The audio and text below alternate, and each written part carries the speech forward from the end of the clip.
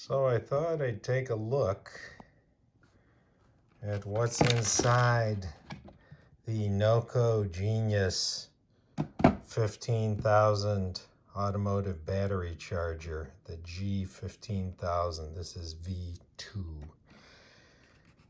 And since after 30 months their warranty becomes worthless, I thought I'd take it apart for a little self-repair. So why do I need to repair it?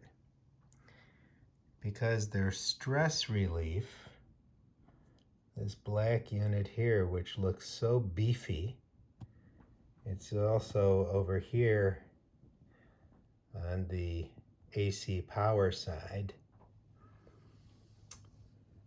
It's just great, except when the wire gets cold, it becomes brittle.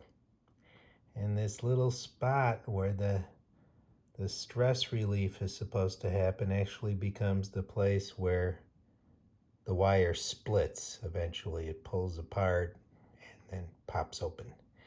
And if you go on Amazon, you'll find several people who've had that same problem.